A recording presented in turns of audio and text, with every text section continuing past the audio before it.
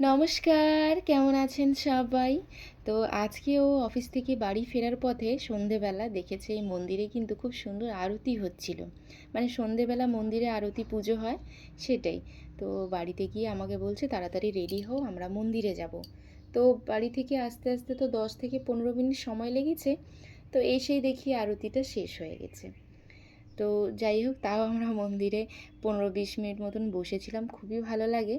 আর এখানে হচ্ছে প্রসাদ দিচ্ছিল উনি।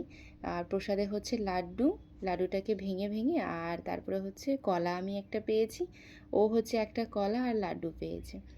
আমাদের যখন বিয়ের অ্যানিভার্সারি ছিল, তখনও আমরা কিন্তু এই মন্দিরেই এসেছিলাম পুজো দিতে সকালবেলা।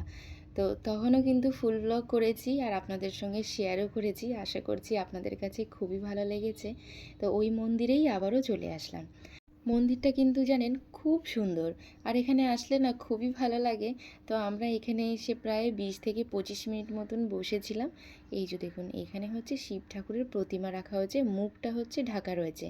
মনে হচ্ছে যেদিন পুজো হবে সেই দিনই মুখটা খোলা হবে। তো আমরা এখানে বসেছিলাম, এখন আমরা এখান থেকে বেরিয়ে চলে যাব হচ্ছে সবজি বাজারের দিকে। আসলে আমরা সবজি বাজারে যাব বলেই ভাবছিলাম বেরোবো, কিন্তু তার 1 ঘন্টা আগেই বেরিয়ে পড়েছি, কারণ মন্দিরে আরতি হচ্ছিল তো সেটা দেখার জন্য। তো চলুন, আজকের ব্লগটাও তাহলে এইটুকুই। সবাই ভালো থাকবেন, সুস্থ থাকবেন।